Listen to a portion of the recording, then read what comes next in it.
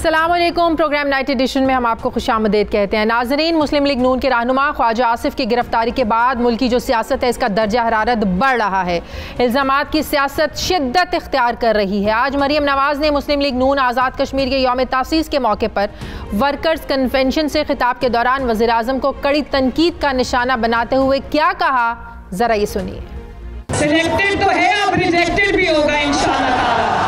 अगर तुम ये समझते हो कि मुस्लिम लीग नून के शेर इन छोटी हरकतों से डर जाएंगे तो सुन लो, बल्कि कान खोल के सुन लो। इमरान खान जबर है, जुल्म है, ज्यादती है, नाइंसाफी है। मैं इंशाअल्लाह डट के उसका मुकाबला करूंगी, मुझे चाहे अपनी जान भी देनी पड़े।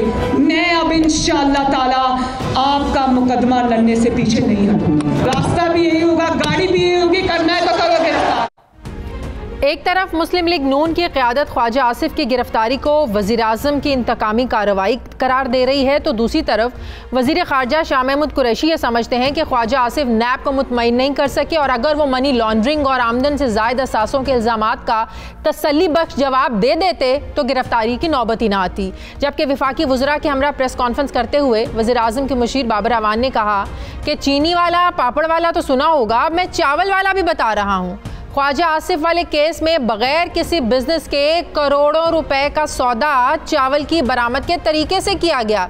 एक साल में बगैर किसी कारोबार के 10 करोड़ रुपए पहले यहाँ से उधर गए, फिर उधर से मनी लॉन्ड्रिंग के जरिए यहाँ आ गए। बाबर अवान ने यह भी कहा कि ये पाकिस्तान के आला तरीन ओहदेदार थे, उन्हें अकामा की आखिर क्या ज़रूरत थी। एक तरफ हुकूमती वज़रा ख्वाजा आसिफ की गिरफ्तारी को जायज़ करार देने की कोशिश कर रहे हैं, तो दूसरी तरफ वफाकी वज़ीर दाखिला शेख रशीद के मुताबिक 16 फरवरी को नवाज शरीफ का पासपोर्ट मनसूख कर दिया जाएगा। सियासी तज्ज़ियाकारों के नज़दीक पीपल्स पार्टी की जानिब से सेनेट इलेक्शन के बाइकॉट और असम्बलियों से इस्तीफे के मामले पर यूटर्न लेने के बाद मुस्लिम लीग नून और जमीयत उलमा इस्लाम की मुश्किलात में मज़ीद इजाफा हो चुका है। ऐसी सूरत हाल में सवाल यह है कि मौलाना फजलुर रहमान और मरीम नवाज़ की मुलाकात का पीडीएम की तकसीम को क्या ये मुलाकात ख़त्म कर सकेगी? जो तासुर पैदा हो गया है कि पीडीएम में इख्तलाफात पैदा हो गए हैं, पीडीएम एक प्लेटफॉर्म पर नहीं है, एक पेज पर इकट्ठी नहीं है। सवाल ये है कि क्या मुस्लिम लीग नून ने भी असम्बलियों से इस्तीफे ना देने का फैसला कर लिया है? सवाल ये भी अहम है कि नवाज शरीफ का पासपोर्ट मनसूख होने से उनकी सियासत पर क्या असरात मुरतब होंगे, इस पर मैं बात करूंगी। मुझे ज्वाइन किया है वज़ीर इत्तलात और नशरियात शिबली फराज साहब ने। अस्सलाम वालेकुम, बहुत बहुत शुक्रिया शिबली फराज साहब आपका। शिबली फराज साहब, हुकूमत को क्यों लग रहा है कि पीडीएम खत्म हो गई है, एक्सपोज हो गई है, पीडीएम के साथ कोई हाथ कर गया है? वो तो खड़े हुए हैं, वो कह रहे हैं हम इस्तीफा लेकर रहेंगे, वज़ीर आज़म को घर भेज कर रहेंगे। आज जुबैर साहब आपके साथ एक प्रोग्राम में बैठे हुए थे, वो कह रहे थे कि 31 तक वज़ीर आज़म इस्तीफा देंगे। देखें, ये तो अब सब ने देख लिया है, पूरे पाकिस्तान ने देख लिया है कि उनके जितने मुतज़ाद स्टैंड्स हैं, जितने मुतज़ाद उनके बयानात हैं, उससे यही ज़ाहिर होता है कि ये एक सियासी नाबालिग लोग हैं जिनके हाथों में एक तहरीक चलाने की वो कोशिश कर रहे हैं। उनके जो पहली बात है वो ये है कि आज हमने ये भी देखा कि किस तरह से पाकिस्तान मुस्लिम लीग नून के 2 MNAs, जिसमें के एक मरियम नवाज के मेरा ख्याल है देवर भी हैं, वो भी उन्होंने भी इस्तीफा देने से इनकार कर दिया और उन्होंने जाके स्पीकर से अपने इस्तीफे की नफी की। तो इसी तरह पीपल्स पार्टी है, तो वो चाहते हैं कि वो इलेक्शन हर तरह के लड़ें, लेकिन एक सवाल है, वो लोग कहते हैं हमने तो इस्तीफे पार्टी क़यादत को भेजे थे, वहां तक कैसे पहुंच गए? देखें, ये तो इशू नहीं है। वो तो उन्होंने अपनी एक तकरीर में कह भी दिया था कि चाहे वो पार्टी की क़यादत को नहीं भी भेजे, डायरेक्ट भेजे हैं, तो भी आप उनको रिजाइन करवा दें। ये मरीम नवाज की तकरीर थी कल, जिसमें उन्होंने कहा था कि हर सूरत वो जो है तो उसे जाके इस्तीफे जाके दें स्पीकर को। तो इसी तरह मौलाना फजल रहमान, उनके बेटे ने भी नहीं दिया इस्तीफा। तो ये सारा इनका ये एक्सपोज हो गए हैं और हमें कुछ करने की ज़रूरत ही नहीं पड़ी। ये तो एक तो रिजेक्ट हुए, उसकी वजह से इनको एक बड़ी पैनिक में चले गए, क्योंकि उनको अवाम से वो पजीराई नहीं मिली जो ये तवक्को कर रहे थे। और उसकी बुनियादी वजह भी यही है कि अवाम कभी भी ज़ाती मफादात को बचाने के लिए कभी भी किसी के पीछे नहीं जाती, वो एक नजरिए के लिए निकलती है। तो ये सारी इनकी जो फिर मौलाना फजल रहमान की पार्टी में आपने देख लिया कि जिस किस्म का उसमें टूट फूट का शिकार है, वो खुद मुतनाज़ा बन गए हैं। एक पार्टी पूरी एक अलग वो बन गया है, ग्रुप बन गया है। तो ये सारी चीजें देखते हुए तो हमें यही लग रहा है, बल्कि सारे पाकिस्तान को, कि इनकी तो ना सिमत एक थी, जब सिमत नहीं होती आपकी एक, तो फिर मंजिलें भी तो आपको लगता है लॉन्ग मार्च की नौबत ही नहीं आएगी? नहीं जी, लॉन्ग मार्च की नौबत ही नहीं आएगी। और ये बेसिकली एक दूसरे के लिए बदनीयत हैं। ये हमने कई दफ़ा कहा था कि ये मौलाना पे डिपेंड कर रहे हैं, मौलाना इन पे डिपेंड कर रहा है, और सारे जब एक दूसरे पे जिम्मेदारी डाल रहे हों तो फिर ऑन ग्राउंड जो है तो फिर कुछ नहीं होता। और इसी तरह की एक मुतजाद मुंतशिर किस्म का एक बयानिया जो उनका है, कोई क्या कह रहा है, पीपल्स पार्टी कुछ कह रही है, और आज तो जिस तरह आपने देखा भी होगा कि नून वाले कह रहे हैं कि अपना मरियम नवाज पॉपुलर लीडर है, उसको वो इत्तेफाक नहीं करते पीपल्स पार्टी वाले के बिलावल वो है, तो वो आपस में इन चक्रों में लगे हुए हैं। तो शिबली फराज साहब, ख्वाजा आसिफ की गिरफ्तारी के बाद एक जो पॉलिटिकल टेम्परेचर है ये बढ़ भी रहा है, इल्ज़ाम तराशी ज़्यादा शुरू हो गई है। अब नैब ने कोई हाई फाई पहली तो गिरफ्तारी नहीं की है, इससे पहले आप देखें शायद खाकान अब्बासी, ख्वाजा साद रफ़ीक, एहसन इकबाल, सबकी गिरफ्तारियाँ हो चुकी हैं। फिर नैब पर यह सवाल उठाया जाता है कि 6-6 महीने साल साल आप जेल में रखते हैं, आप निकाल कुछ नहीं पाते। फिर आज बाबर अवान साहब ने कह दिया कि पहली बार पाकिस्तान में एक सादिक और अमीन शख्स बैठा है और उसकी वजह से केस जो है वो मंतकी अंजाम तक पहुंच रहे हैं, जिससे तासुर ये मिला कि पीछे से कोई प्रेशर आता है नैब को पकड़ने के लिए, केस आगे चलाने के लिए। ये क्या बात की बाबर अवान साहब ने? नहीं, देखें, बात यह है कि जो जहां तक नैब का ताल्लुक है तो हम नैब की तर्जुमानी के लिए तो नहीं बैठे हुए। हाँ। नैब जाने, उसका काम जाने। हम तो सिर्फ ये कह रहे हैं, हमने जो किया है कि पहले होता था ये, ना नैब का चेयरमैन हमने लगाया है, ना नैब का कानून हमने बनाया है। इन दोनों की हुकूमतों में इन्होंने जो कानून में जो भी अगर सुकम थे बकौल उनके, और अगर हैं भी तो इनको क्यों नहीं तब्दील किया? इसलिए कि ये एक दूसरे को फंसाने के चक्कर में होते थे। अब अगर ख्वाजा आसिफ की अरेस्ट हुई है, देखिए बात ख्वाजा आसिफ की नहीं है। हाँ। बात ये पूरे उस निज़ाम की है जिसमें कि एक मुनज़्ज़म तरीके से पाकिस्तान मुस्लिम लीग नून और पीपल्स पार्टी के लीडरों ने किस तरह से मनी लॉन्ड्रिंग की, किस तरह से उन्होंने करप्शन के पैसे को बाहर भेजाया, रिसाइकल किया, और जो कवानीन थे वो उसको अपनी फेवर में इस्तेमाल किया। तो ये बुनियादी तौर पर जो भी फैसले हैं, हम तो सिर्फ ये कर रहे हैं कि हम नैब के या किसी भी तफ्तीशी इदारे की राह में न कोई रोड़े काटते हैं और ना हम उसमें इंटरफेयर करते हैं। हमने आज़ाद छोड़ा हुआ है। लेकिन फिर ये तासुर भी नहीं जाना चाहिए हुकूमत की वजह से, हुकूमत की तरफ से, कि इमरान खान की वजह से जो है ना वो केस मंतकी अंजाम तक पहुंचने बड़ा इम्पैक्ट पड़ता है। ऑल्दो हुकूमत का कोई इससे ताल्लुक नहीं है, नैब एक खुद मुख्तार इदारा है, हुकूमत का केसेस से कोई ताल्लुक नहीं है, हुकूमत ने केसेस नहीं बनाए हैं, लेकिन वज़रा को इस तरह के बयान भी नहीं देने चाहिए। शिबली फराज साहब, आज ख्वाजा आसिफ से एक सहाफ़ी ने सवाल पूछा अदालत पेशी के मौके पर, उन्होंने कहा कि आपको किसने कहा था कि नवाज शरीफ को छोड़ दें, केसेस ख़त्म कर देंगे? उन्होंने कहा 2.5 साल से मुझे ये मैसेजेस मिल रहे हैं कि आप इनका बयानिया छोड़ दें, आपके केसेस जो है ना वो हम छोड़ देंगे। अब हुकूमत तो एनआरओ करना नहीं चाहती है, हुकूमत तो कोई डील करना नहीं चाहती है, तो फिर कौन सी तीसरी कोई कुव्वत है जो ख्वाजा आसिफ को ये मैसेजेस दे रही है 2.5 साल? तो ये ख्वाजा आसिफ से ही पूछ लेते आप, तो उनको पता होगा। उनको अगर मैसेजेस मिले हैं तो जाहिर है कि कोई तो ये नहीं कहता कि जी मैंने ये गलत काम किया है। हाँ। अब वो जाहिर है कि कुछ ना कुछ आर्गूमेंट तो देना होता है जिसपे भी इस किस्म की इल्जामात लग जाएं, तो बजाय इसके कि वो कहें कि जी ऐसी कोई बात नहीं है, मैं बिल्कुल साफ हूँ, मैं अपने जाके अपने जितने भी मेरे सबूत हैं, जो भी ट्रांजैक्शंस हैं, उनका मैं एक्सप्लेन कर दूंगा। तो इसमें तो कोई ये कहना कि जी हमें सियासी वजह से हमारी विक्टिमाइजेशन हो रही है, असल चीज़ ये गलत है। ये हमने देखा है कि ये एक पूरा एक रवायत बन गई है, पीपल्स पार्टी हो चाहे या कोई और पार्टी हो, कि वो जब भी उन पर कोई इल्ज़ाम लगता है या उन पर कोई केस बनते हैं तो वो हमेशा पॉलिटिकल विक्टिमाइजेशन के पीछे छुपते हैं।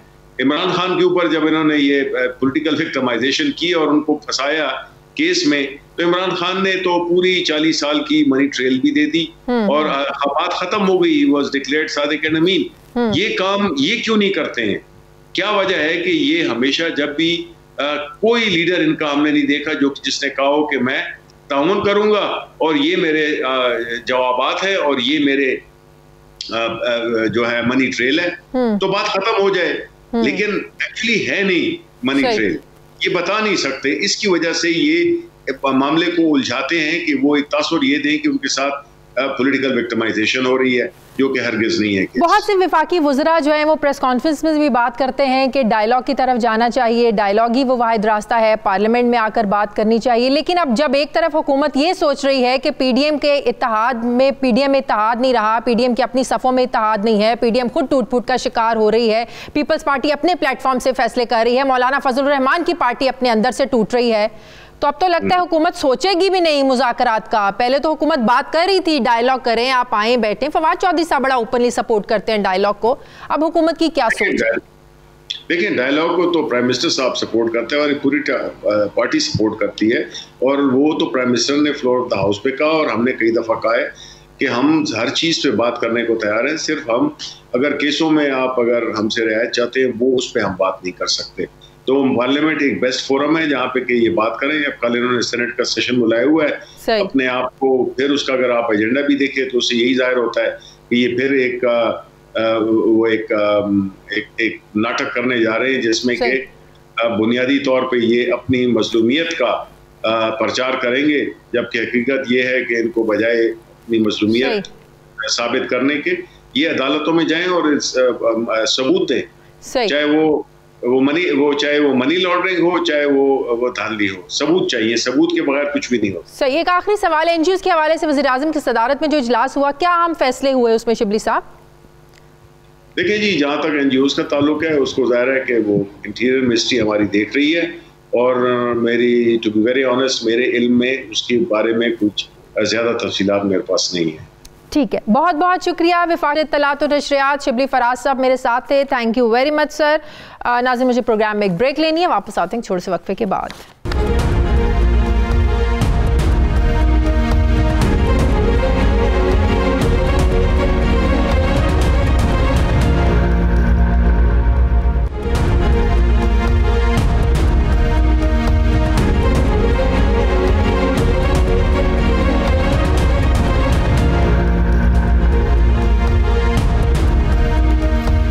एक बार फिर से आपको खुशामदीद कहते हैं। नाज़रीन, साल 2020 कानून साजी के हवाले से बहुत अहम रहा है। पार्लियामान ने मजमूई तौर पर 43 बिल मंजूर किए। मीडिया रिपोर्ट्स के मुताबिक इस साल जनवरी से दिसंबर तक कौमी असम्बली के 14 सेशंस हुए, जिनमें से 4 मुश्तरका इजलास थे। कौमी असम्बली ने 34 बिल मंजूर किए, जबकि सेनेट में अददी अक्सरियत ना होने की वजह से 9 बिल मुश्तरका इजलास से मंजूर करवाए गए। हुकूमत को 9 बिल मुश्तरका इजलास से मंजूर करवाना पड़े। साल के दौरान हुकूमत की जानिब से 39 बिल, जबकि प्राइवेट मेंबर डे पर 6 बिल पेश किए गए। वजारत कानून और इंसाफ की तरफ से आइन साजी के हवाले से जारी की गई एक रिपोर्ट के मुताबिक 2020 में ख़वातीन के हुकूक के तहफ़्फ़ुज़ के हवाले से कानून साजी करके नुमाया कामयाबियाँ हासिल की गई। साल 2020 के दौरान 18 बिल्स और 16 ऑर्डिनेंसेस की तैयारी की, जिनके नफाज से ख़वातीन और बच्चों को अपने हुकूक के हुसूल और ज़्यादती के ख़िलाफ़ जल्द अज जल्द इंसाफ की फराहमी मुमकिन हो सकेगी। वजारत की जानिब से भिजवाए गए अहम बिल्स में enforcement of women property rights act 2020 भी शामिल है। ये कानून ख़वातीन को वरासत का हक देने और उनकी जायदाद पर गैर कानूनी कब्ज़े के ख़िलाफ़ दादरसी का आइनी तहफ़्फ़ुज़ फराहम करता है। इस कानून में मुहतसिब को ख़वातीन को वरासत और जायदाद के मुकम्मल मालिकाना हुकूक फराहम करने का मुकम्मल इख्तियार दिया गया है। फिर सिनफी बुनियादों पर होने वाले तशद्दुद से निमटने के लिए एक अहम कदम anti rape investigation and trial ordinance 2020 का नफाज है। इस ऑर्डिनेंस के ज़रिए इस्मत दरी और जिनसी ज़्यादती जैसे जराइम के ख़िलाफ़ ख़वातीन को फ़ौरी इंसाफ की फराहमी मुमकिन हो सकेगी।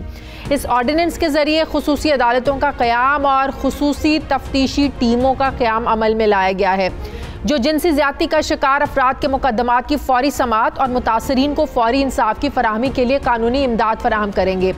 वजारत कानून ये समझती है कि साल 2020 के दौरान दीगर नुमाया कामयाबियों में से एंटी मनी लॉन्ड्रिंग तरमीमी एक्ट 2020 की मंजूरी के साथ साथ कोर्ट ऑफ सिविल प्रोसीजर तरमीमी act 2020, letters of administration and succession certificate act 2020, कोविड-19 प्रिवेंशन एंड होर्डिंग ऑर्डिनेंस 2020 भी इसमें शामिल हैं।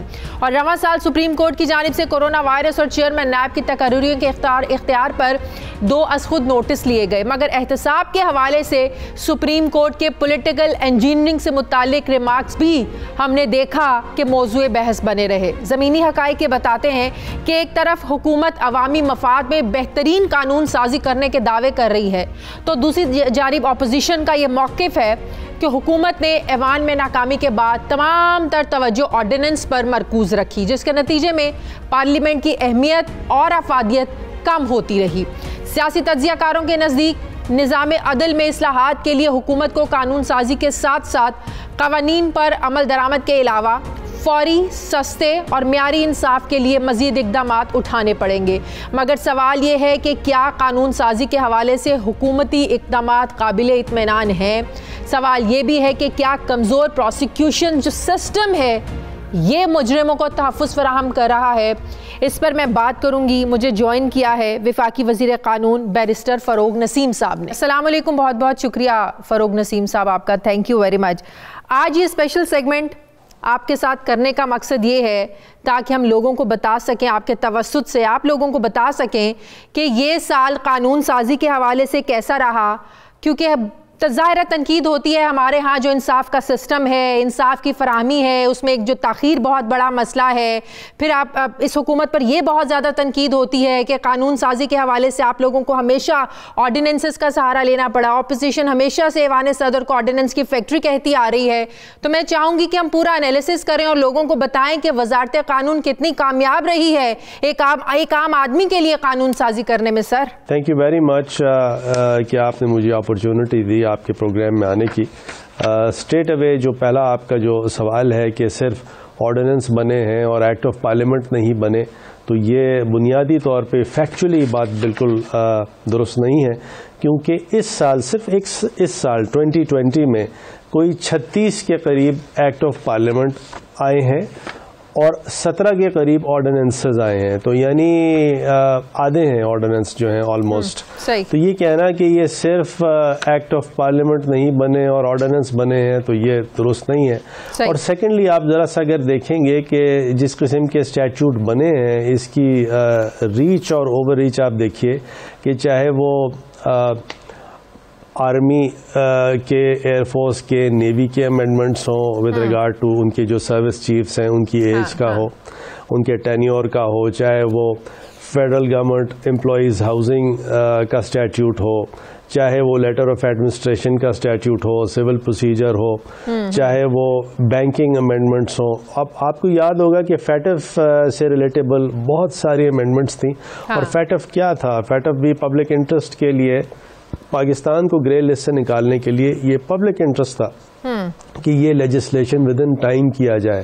तो इसके अंदर हर तरह के एंटी मनी लॉन्ड्रिंग हो, फॉरेन एक्सचेंज रेगुलेशन हो, फिर साथ साथ अगर उससे हट के देखें तो ज़ैनब अलर्ट बिल भी था।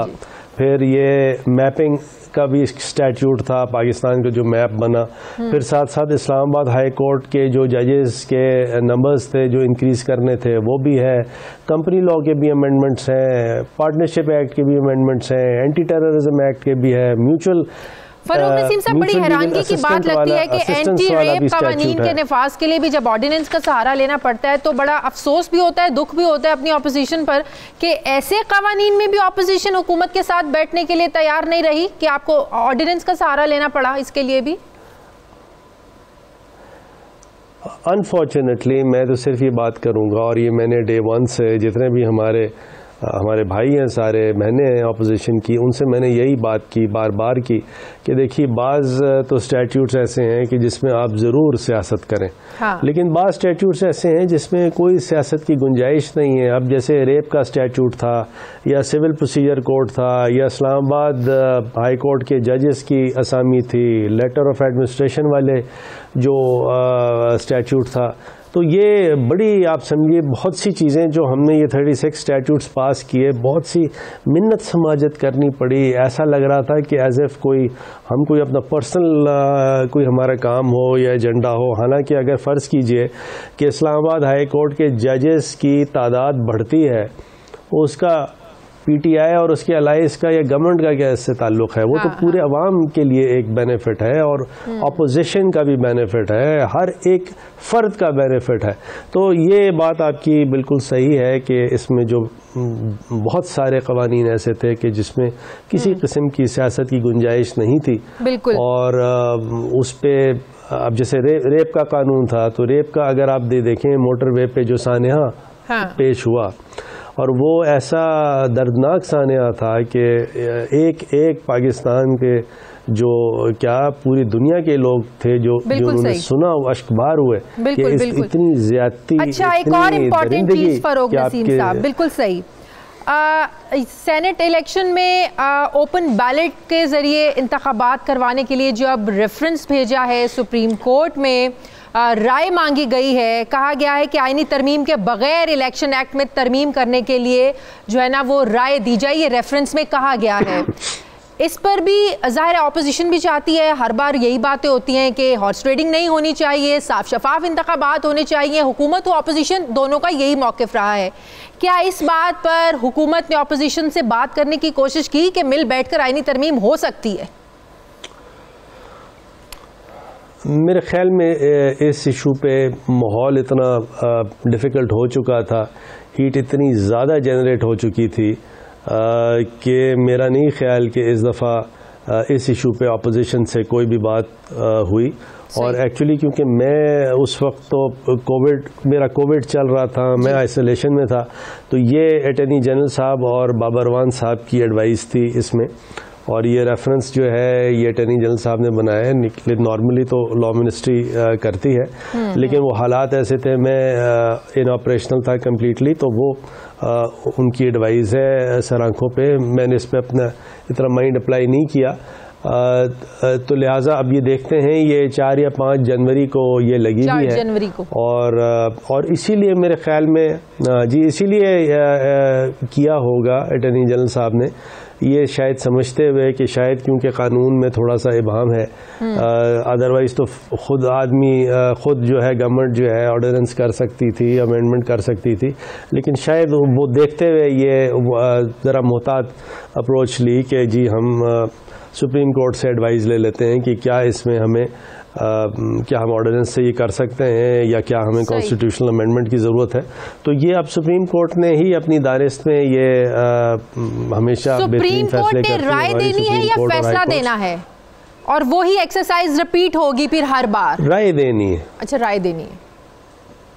अच्छा, ये राय देनी है, और ये सुप्रीम कोर्ट का एडवाइजरी ये जुरिसडिक्शन है 186 का, और इसके बारे में 97 में सुप्रीम कोर्ट ने ये कहा था कि एडवाइजरी जुरिसडिक्शन में जो सुप्रीम कोर्ट ओपिनियन देती है वो गवर्नमेंट पे या किसी पे मैंडेटरी लागू नहीं है, यानी अगर आप उसको फॉलो नहीं करें तो उसकी कोई कंटेम्प्ट नहीं है। तो ये एडवाइजरी जुरिसडिक्शन जो है ये बाइंडिंग नहीं होता, ये मैंडेटरी नहीं होता। बिल्कुल सही, बिल्कुल सही। अच्छा, एक और चीज़, अब नैब 20 साल क्या, जब से हुकूमत आई है, जब से अपोजिशन की गिरफ्तारियां शुरू हुई हैं तहरीक इंसाफ की हुकूमत आने के बाद से, नैब अपनी कारकर्दगी और कंडक्ट की वजह से बड़ा इनको तनकीद का निशाना बनाया जाता रहा है। फिर अदालतों के बारे में भी सख्त रिमार्क्स नैब के हवाले से वो भी हम सबके सामने है कि नैब किस तरीके से पॉलिटिकल इंजीनियरिंग करता है, सियासी वफादारियों को तब्दील करता है। फिर जब भी किसी अपोजिशन लीडर की, किसी अपोजिशन रहनुमा की गिरफ्तारी होती है, इसको हुकूमत से जोड़ दिया जाता है। तो अब जो नैब की खुद मुख्तारी पर एक सवालिया निशान लग चुका है, ये कितना बड़ा चैलेंज बन गया है हुकूमत के लिए कि हर गिरफ्तारी को हुकूमत से जोड़ देना, ये मामला कब हल होगा नैब कवानीन में तरमीम का?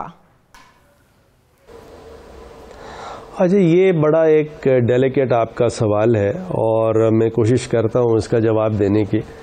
अव्वल तो ये कि हमारी सुप्रीम कोर्ट ऑफ पाकिस्तान ने जो एडवर्स ऑब्जर्वेशंस नैब के बारे में दी है, तो वो सर आंखों पे, और सुप्रीम कोर्ट क्योंकि गार्डियन ऑफ द कॉन्स्टिट्यूशन है, guardian of the body politic है, तो लिहाजा सुप्रीम कोर्ट की किसी भी बात पर इंसान ना तनकीद करता है, ना तनकीद करना चाहिए, क्योंकि अदरवाइज सिस्टम जो है वो डिफीट हो जाता है। सही। एक तरफ तो सुप्रीम कोर्ट की ऑब्जर्वेशंस हैं, और दूसरी तरफ आप ये देखिए कि जो नैब ने जितने केस बनाए हैं उसका हुकूमत से कोई ताल्लुक़ नहीं है। मतलब ये जो सबसे बार बार ये बात की जाती है कि हुकूमत जो है वो अपोजिशन को नैब में फंसा रही है या नैब के कानून की जद में ला रही है, तो हुकूमत का तो उससे कोई वास्ता ताल्लुक़ नहीं है। जैसे फॉर एग्ज़ाम्पल चाहे वो शहबाज शरीफ का अरेस्ट हो, चाहे वो ख्वाजा आसिफ साहब का अरेस्ट हो, या और किसी पॉलिटिकल लीडर का पीपल्स पार्टी हो या PMLN हो उसका अरेस्ट का ताल्लुक़ हो, उस पर रेफरेंस या इन्वेस्टिगेशन या इंक्वायरी का ताल्लुक़ है, तो कहीं पर भी नैब जो है ना हुकूमत से पूछती है, ना ये कैबिनेट के सामने आता है, ना प्राइम मिनिस्टर के सामने आता है, ना ये लॉ मिनिस्ट्री के पास आता है। तो ये मेरे ख्याल में इट्स अबाउट टाइम थोड़ा सा ये देख लिया जाए कि क्या नैब की जितनी भी कार्रवाई होती है उसमें हुकूमत का कोई अमल दखल है या नहीं है।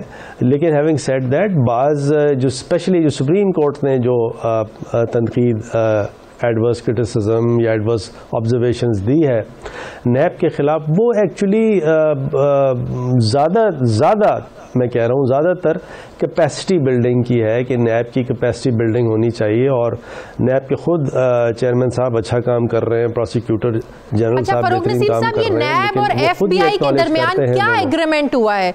वजारत कानून की जानिब से जो काबीना डिवीजन के जरिए 28 वफाकी वज़रा को जो समरी भेजी गई, जिसपे काबीना से नैब और FBI के दरमियान कहा गया एग्रीमेंट पर दस्तखत करने की इजाज़त मांगी गई, कुछ वज़रा ने इससे इख्तलाफ भी किया, शीरी मज़ारी ने इख्तलाफी नोट भी लिखा।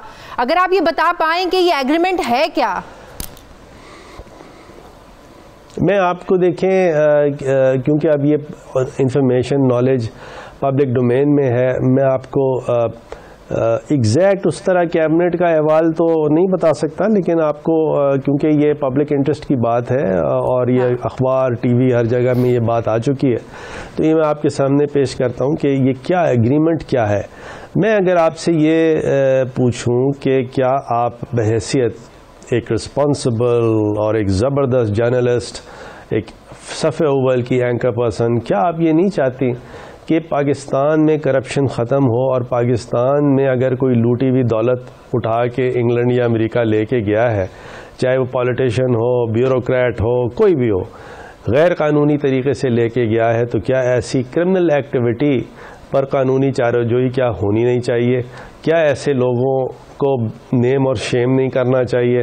क्या ऐसे लोगों की जो दौलतें इन्होंने इकट्ठा की हैं बाहर, क्या उसको वापस पाकिस्तान में लाने की कम से कम कोशिश हमें नहीं करनी चाहिए? अगर मैं आपसे सवाल करूं तो आप यकीनन मुझे कहेंगे कि जी बिल्कुल ऐसा होना चाहिए। और मैं साथ ये भी कहूंगी फिर MI6 के साथ भी एक मुआहदा होना चाहिए, क्योंकि लोग भागकर, आपको पता है ज्यादा कहां पर जाते हैं, कौन से मुल्क में ज्यादा पनाह मिलती है लोगों को, फिर तो MI6 के साथ भी मुआहदा होना चाहिए। आपने बिल्कुल सही कहा। और मैं आपको बताऊं, ये जो म्यूचुअल लीगल असिस्टेंस का जो बिल मंजूर हुआ और जो एक्ट ऑफ पार्लियामेंट बना, वो यही है कि एक म्यूचुअल लीगल असिस्टेंस में क्या होता है कि अगर कोई इन्फॉर्मेशन ये आती है कि मिस्टर X की जायदाद जो है वो फलाने स्पेन में है या इंग्लैंड में है, तो अनलेस एंड अनटिल एक म्यूचुअल लीगल असिस्टेंस का स्टैट्यूट हो, एक्ट ऑफ पार्लियामेंट हो, जो दोनों तरफ आप समझिए कि एक म्यूचुअल कोऑपरेशन की एग्रीमेंट की फिजा ना कर सके, तो ये इंफॉर्मेशन ट्रांसफ़र नहीं होती। सही। तो ये सबसे बड़ा जो आप समझिए कि ये 8 साल ये जो स्टैट्यूट था, ये पीपल्स पार्टी ने और नून लीग ने इसको होने नहीं दिया। ये 8 साल से डिस्कशन चल रहा है। यानी ये 8 साल के बाद जब 2018 में हमारी गवर्नमेंट आई, तो आप ये समझिए कि विदिन 1 मंथ या 1.5 महीने में इसका ड्राफ्ट तैयार था हमारी तरफ से। सही। और उसको फिर पास कराने में साल भर लग गया। तो ये तो इस एग्रीमेंट का मतलब ये है कि अगर हुकूमत किसी के शख्स के बारे में, लूटी हुई दौलत के बारे में इन्वेस्टिगेट करवाना चाह रही है, तो म्यूचुअल अंडरस्टैंडिंग से, बाहमी रवाबित से, इंफॉर्मेशन उस शेयरिंग से दोनों ममालिक एक दूसरे के साथ शेयर करेंगे। लेकिन शीरी मज़ारी साहब को इख्तलाफ था, इससे बड़ा नया पिंडोरा बॉक्स खुल सकता है, बड़े सेंसिटिव मामलात होते हैं एजेंसीज के बीच में, बड़ी सेंसिटिव मालूमात शेयर होती हैं, तो बहस किसी और तरफ चली जाएगी फिर बाद में। अच्छा, वो शीरीन का जो डॉक्टर शीरीन मज़ारी का जो ऑब्जेक्शन था वो क्या था, मैं आपको बताऊं। वो थोड़ा सा मीडिया में मिस रिपोर्ट हो गया कि एज इफ के शीरीन मज़ारी जो है वो ऑब्जेक्ट कर रही है इस किस्म के एग्रीमेंट को। नहीं, शीरीन मज़ारी ये कह रही थी कि अगर ऐसा कोई एग्रीमेंट हो तो ये FBI और FIA के दरमियान हो। अच्छा, शीरीन मज़ारी का ये कहना था कि ये एग्रीमेंट जो है, ये नैब जो है वो पाकिस्तान की जो प्रिंसिपल इन्वेस्टिगेशन या प्रिंसिपल एजेंसी नहीं है, वो FIA है। हाँ। और FIA का मैंडेट ऐसा है कि ये FBI का जो एग्रीमेंट है वो FIA के साथ होना चाहिए। सही। तो ये जब डिस्कशन चला तो इसमें हमारे और भी, क्योंकि आपने शीरीन मज़ारी की बात की और क्योंकि यह अखबार TV में भी आया है, तो मैंने सिर्फ शीरी का नाम लिया है और बाकी लोगों ने भी इसमें कंट्रीब्यूट किया। एक दो लोग और हैं, मैं नाम नहीं लूँगा, उन्होंने शीरी से एग्री किया। मेरे ख्याल में 2-3 लोग थे। लेकिन फिर PM ने जब मुझसे पूछा तो मैंने PM साहब से ये गोशगुजार की कि नैब की जो कैपेसिटी है वो बहरहाल FIA से बेहतर है। सही। और नैब का जो स्टैट्यूट है उसमें बाकायदा एक म्यूचुअल लीगल असिस्टेंस का एक अलग सा सेक्शन है, सेक्शन 21 है या 23 है, मैं भूल रहा हूँ। वो एक सेक्शन बाकायदा मौजूद है और उस सेक्शन के तहत म्यूचुअल लीगल असिस्टेंस नैब करती रही है, 99 से लेके आज तक कर रही है। बाज़ जगह सक्सेस है, बाज़ जगह फेलियर है, लेकिन वो उसके पास ये एक मैकेनिज्म मौजूद है। और मैंने कहा जी कल को आप ये एक एजेंसी बना दें, दोनों को मर्ज कर दें तो चले, दूसरी बात है। लेकिन जब तक ये आज की जो सेटिंग है, नैब एक बेहतर इक्विप्ड है, उसकी कैपेसिटी बेहतर है, तो लिहाजा ये नैब को करने दें। तो इसलिए वो नैब, तो आप समझते हैं कि इस एग्रीमेंट से लूटी हुई जो दौलत है वो वापस लाने में मदद मिलेगी, करप्शन का पैसा वापस लाने में मदद मिलेगी? देखिए जी बिल्कुल मदद मिलेगी। लेकिन मैं एक इस पूरे सिनारियो में अगर आप मुझे इजाज़त दें, एक चीज़ आपसे कहूँ कि अगर कोई एग्रीमेंट हो जाए या अगर कोई इस तरह कहे कि जी हम ऐसा करना चाहते हैं और करेंगे कि बाहर जो लूटी हुई दौलत है वो वापस लाई जाए, तो वो कहते हैं ना, there is always a first step. लेकिन पहला कदम लेना पड़ता है। बिल्कुल। वो पहला कदम ही आप नहीं लेंगे तो कुछ नहीं होगा। और पहला कदम का मतलब नहीं है कि किसी के पास कोई जादू की छड़ी हो या अलादीन का चिराग हो कि उसको का डू इट और वहाँ से चीज़ उस तरह निकल के आ जाए और वो हो जाए। वो दुनिया जहाँ में ये जो प्रोसेस है बाहर से, लेकिन लंदन में असासों के ज्यादा मामलात नहीं है। ये सिर्फ पाकिस्तान, लंदन में गैर कानूनी प्रॉपर्टीज, लूटे हुए दौलत जो होती है उसकी प्रॉपर्टीज, गैर कानूनी प्रॉपर्टी वहाँ ज्यादा है। मेरे ख्याल में लंदन में भी है और अमेरिका में भी है, कनाडा में भी है, अमेरिका में, सिंगापुर में भी है, मलेशिया में भी है। ऐसा नहीं है कि वहाँ नहीं है। लेकिन मेरे ख्याल में हमें कोशिश ये करनी चाहिए कि हर जगह हम कोई ना कोई कोशिश करें। स्विट्जरलैंड में है और वापस लाने की कोशिश करें। और ये फिर ये डेटा की बात है, डेटा क्या मिलता है कि वो ये पॉइंट आउट करे कि कहाँ ज़्यादा पैसे हैं। लेकिन बहरहाल आपकी बात में वजन है। बहुत बहुत शुक्रिया, बहुत शुक्रिया। बाकी वज़ीर कानून बैरिस्टर फ़ारूक नसीम साहब मेरे साथ थे। Thank you very much. मुझे प्रोग्राम में एक ब्रेक लेनी है नाज़रीन, वापस आ जाएं एक छोटे से वक्फे के बाद।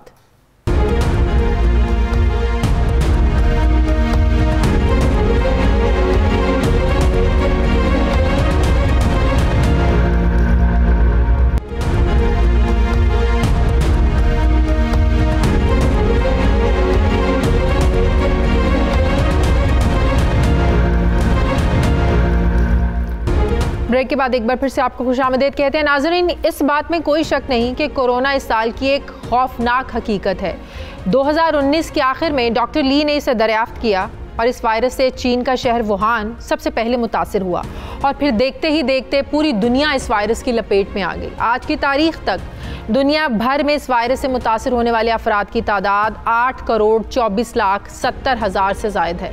तकरीबन 18 लाख अफराद इस वायरस से मुतासिर होकर जान की बाजी हार चुके हैं, जबकि 5,84,00,000 से ज़ायद अफराद इस वायरस को शिकस्त देने में भी कामयाब रहे और अभी भी 2,21,00,000 अफराद से ज़ायद जो हैं इस वायरस से मुतासिर हैं। कोरोना वायरस ने अमीर, गरीब और तबकाती फ़र्क को मिटाते हुए सबको मुतासिर किया।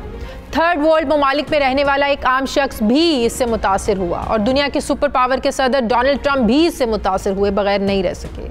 कोरोना के बाद पूरी दुनिया ने quarantine, social distancing, SOPs, lockdown, smart lockdown जैसे अल्फाज सुने, जो कि अब हम सब की ज़िंदगियों का हिस्सा बन चुके हैं।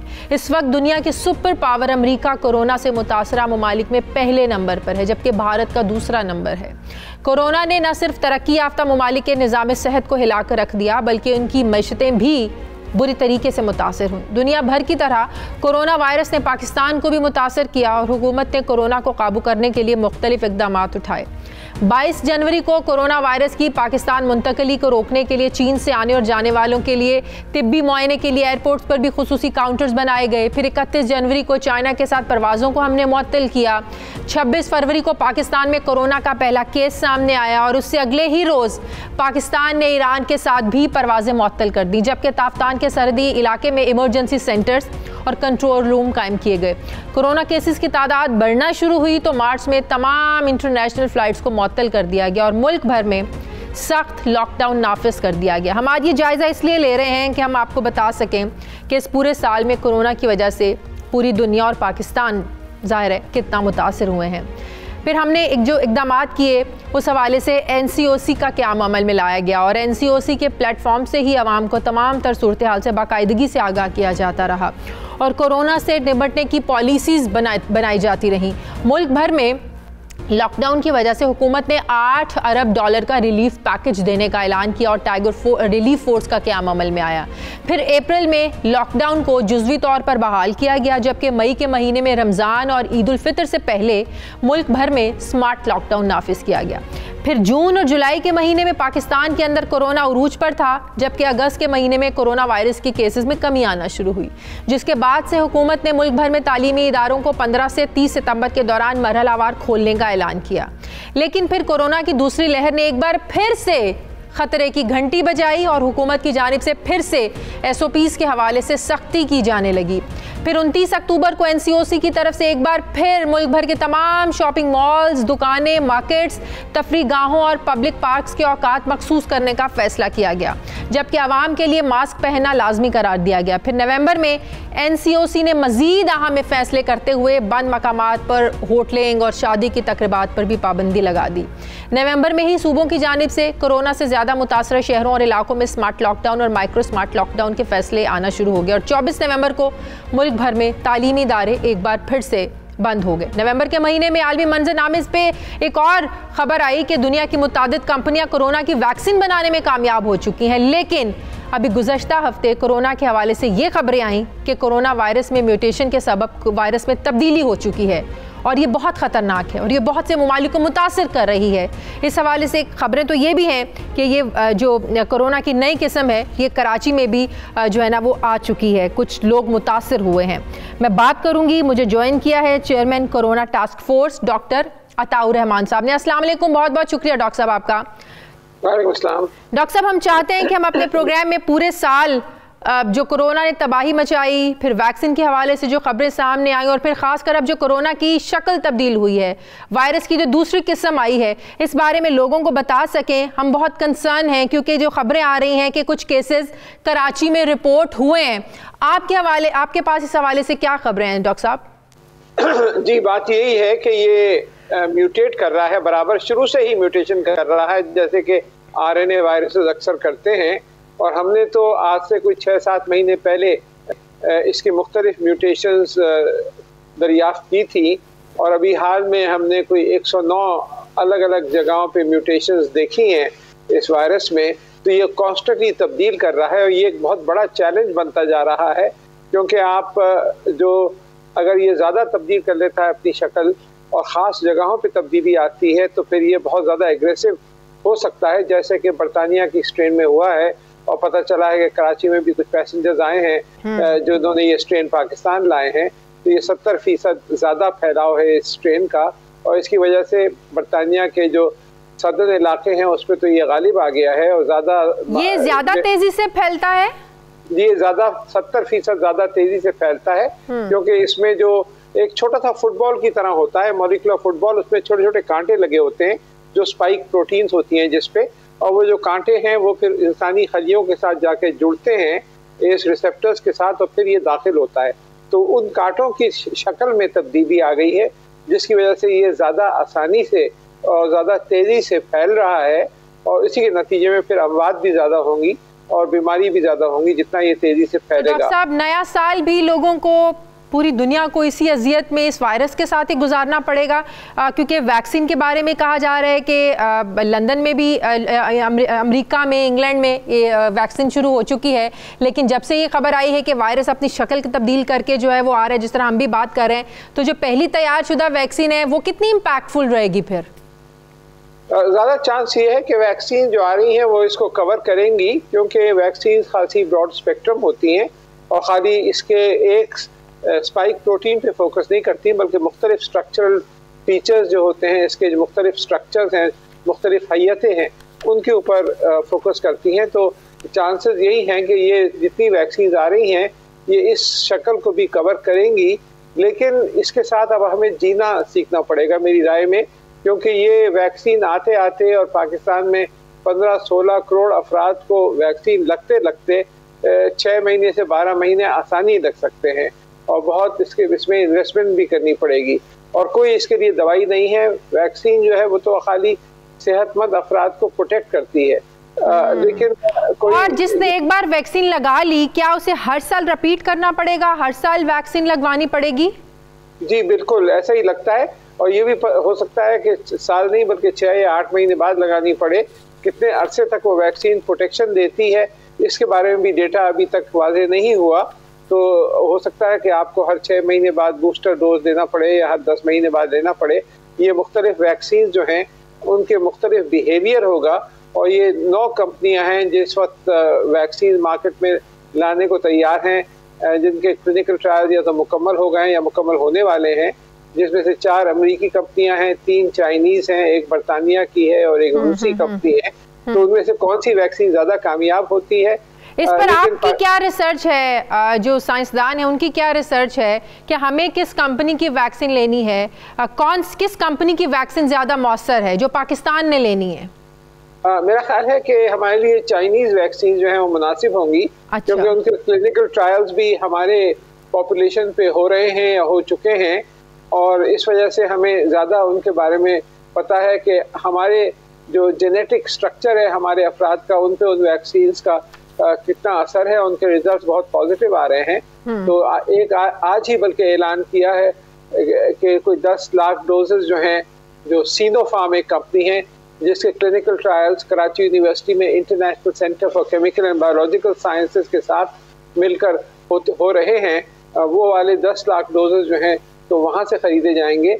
इसके अलावा कैंसिनो बायो एक और चाइनीज कंपनी है जिसके NIH के साथ क्लिनिकल ट्रायल्स हो रहे हैं। पाकिस्तान में वैक्सीन कब तक आ सकेगी एक्सपेक्टेड? मेरे ख्याल से अगले चंद हफ्तों के अंदर आना शुरू हो जाना चाहिए। अच्छा। जैसे ही ड्रैप अप्रूवल देता है, क्योंकि इसके क्लिनिकल ट्रायल्स बहुत से ममालिक में मुकम्मल हो चुके हैं और बहुत अच्छे रिजल्ट्स हैं, तो मेरा ख्याल है कि जनवरी के महीने में इसका आना शुरू हो जाना चाहिए। लेकिन पहले जो है वो हेल्थ वर्कर्स को दिए जाएंगे, डॉक्टर्स, नर्सेज, जो फ्रंट लाइन वर्कर्स हैं, उसके बाद बूढ़े अफराद को, उसके बाद फिर दूसरे लोगों को दिए जाएंगे।